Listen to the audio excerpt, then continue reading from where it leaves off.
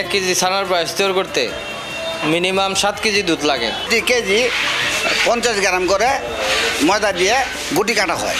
গুটি কাটলে পরে আপনি ওই গুটিটা হালকা শিরার মধ্যে সিদ্ধ করে আমরা ওই ক্ষীরটার মধ্যে ব্যবহার করার পর হয় ছানার পায়েস। শেরপুরের ঐতিহ্যবাহী ছানার পায়েস ভৌগোলিক নির্দেশক বা জিআই পণ্য হিসেবে স্বীকৃতি পেয়েছে। চলতি বছর জেলা প্রশাসনের আবেদনের প্রেক্ষিতে গত 5 ডিসেম্বর ছানার পায়েসকে দেশের 44তম জিআই পণ্য হিসেবে স্বীকৃতি দিয়ে নিবন্ধন সনদ দেন শিল্প মন্ত্রণালয়। জিআই পণ্য ঘোষিত এই পণ্যের গুণগত মান অক্ষুণ্ণ রাখার প্রতিশ্রুতি দেন ব্যবসায়ীরা। দুধ, চিনি, এলাচ এবং সামান্য ময়দার মিশ্রণে তৈরি গুটি গুটি এক প্রকার রসালো মিষ্টির নাম ছানার পায়েস। এটি শেরপুরের 100 বছরের প্রাচীন ঐতিহ্যবাহী একটি মিষ্টি। 2 কেজি 50 গ্রাম করে ময়দা দিয়ে গুটি কাটা হয়। গুটি কাটলে পরে আপনি ওই গুটিটা হালকা শিরার মধ্যে সিদ্ধ করে আমরা ওই ক্ষীরটার মধ্যে ব্যবহার করার পর হয় ছানার পায়েস।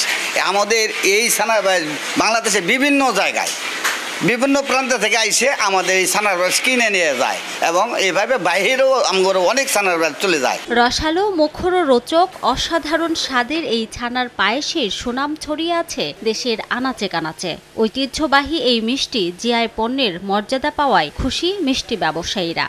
এটা আমাদের আদি যুগেরই, আমরা চাই পরিষ্কার এই ছানার পায়েস, মন্ডা, বিভিন্ন যে আইটেমগুলো তৈরি হয় সেটা উন্নত রাখার জন্য আমরা সবসময় বজায় রাখবো। ছানার পায়েসের জিআই পণ্য এটা আমাদের দাবি ছিল, এটা আমরা দাবি পূরণ করেছে কর্তৃপক্ষ, তার জন্য আমরা আন্তরিকভাবে ধন্যবাদ জানাই।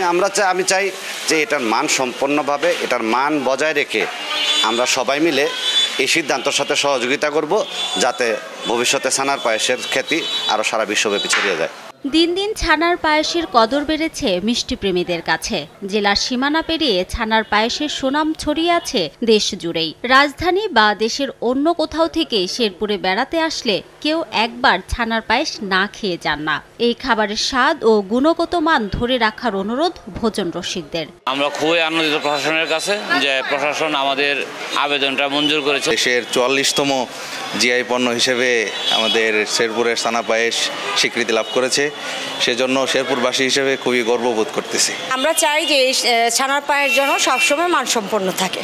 শেরপুরে আরও কিছু পণ্যকে জিআই পণ্যের মর্যাদা পেতে আবেদন করা হবে বলে জানান জেলা প্রশাসক। এটা যদি আমরা শেরপুর এবং শেরপুরের বাইরে এবং দেশের বাইরেও যদি আমরা এটাকে ব্যাপক প্রচার চালাতে পারি এবং মানুষ এটা গ্রহণ করে, তাহলে অর্থনৈতিকভাবে শেরপুরের মানুষ উপকৃত হবে।